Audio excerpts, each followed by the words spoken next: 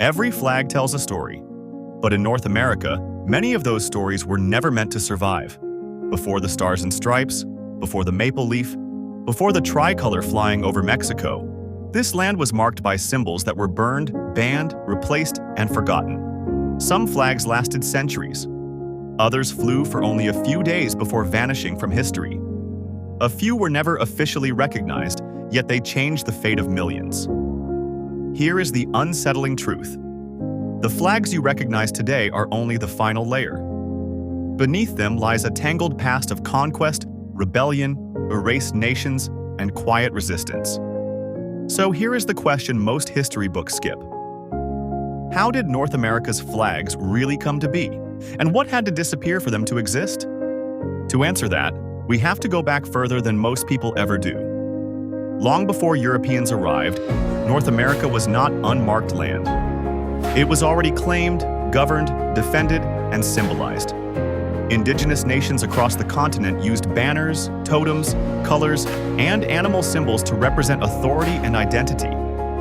These were not flags, in the modern European sense, but they served the same purpose. They marked territory.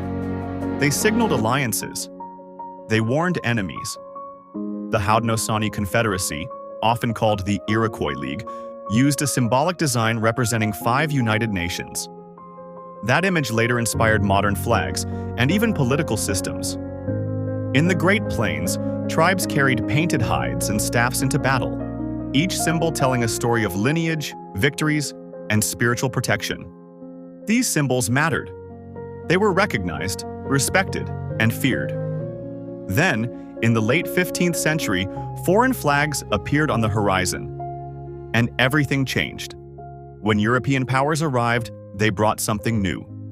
Flags designed not just to represent people, but to claim land instantly. Spain was first.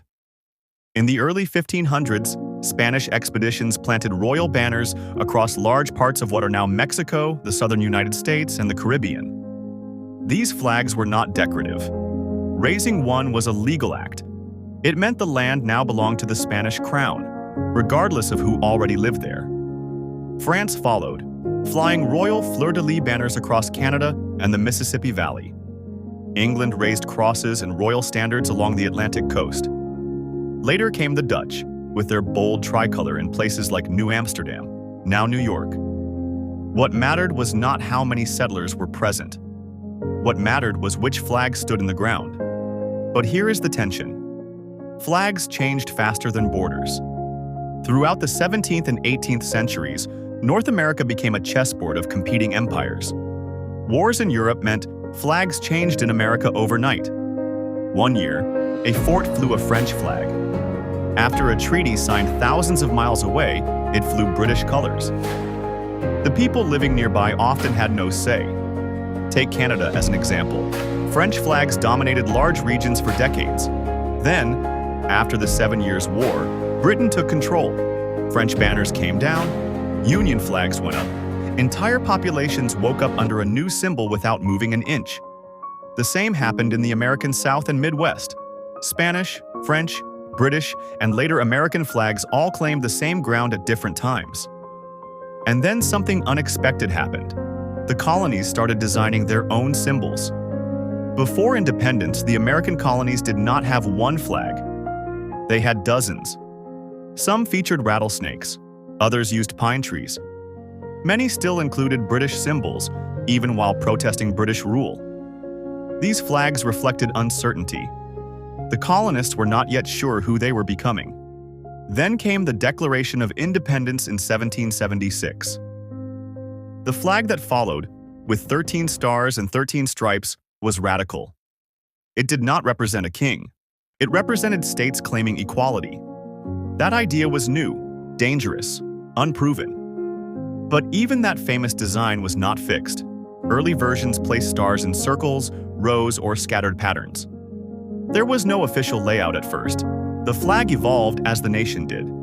Yet while the United States was forming its identity, the rest of North America was facing its own transformations. South of the new United States, Mexico was still part of the Spanish Empire. For centuries, Spanish royal flags dominated the region. Then, in the early 1800s, independence movements erupted. Mexico's revolution produced several flags in quick succession, each reflecting shifting political visions. The modern green, white, and red tricolor emerged from this chaos. The eagle devouring a snake, perched on a cactus, came from an ancient Aztec legend. Unlike many colonial symbols, this one reached deep into pre-European history. That was not accidental. Mexico's flag was designed to say something bold. This nation existed before Spain, and it would exist after.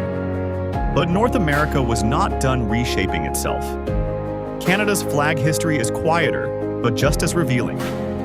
For most of its history, Canada flew British symbols. The Union Jack, variations of red ensigns with colonial badges. These flags reflected loyalty to the British Crown, not a fully separate national identity. Even after becoming a self-governing dominion, Canada avoided adopting a unique flag. The question divided the country. Some wanted tradition. Others wanted independence in symbol, not just law. It was not until 1965 that the maple leaf flag was officially adopted. Think about that. The United States had a national flag before it had stable borders. Canada waited nearly a century after Confederation to choose one. Why? Because flags are not just cloth. They are declarations. Between the well-known flags are dozens most people never learn about. The Republic of Texas flew its own flag before joining the United States. California briefly declared independence under the bear flag. Vermont existed as a separate republic with its own banners. Indigenous nations continued to use their own symbols, even as their lands shrank. Some of these flags flew for months, some for years, some only during rebellions that failed. But each one represented a moment when the future was uncertain. History favors the winners. Their flags survive. The rest fade into archives. By the late 19th century, North America's modern borders were mostly set. Flags became symbols of unity, pride, and identity. But they were also tools of power.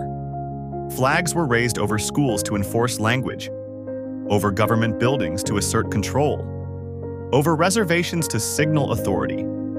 They were used in ceremonies and protests, celebrations, and conflicts. Even today, debates over flags reveal unresolved tensions. Which flags deserve respect? Which represent oppression? Which histories are honored and which are ignored? A flag can mean freedom to one group and loss to another. That contradiction never went away.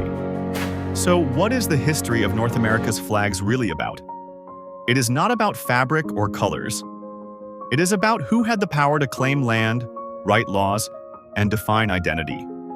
Every star added, every emblem removed, every redesign approved or rejected tells us something about who was included and who was pushed aside. The flags you see today are not the beginning of the story. They are the final chapter of a long struggle over belonging. And here's the last question to sit with.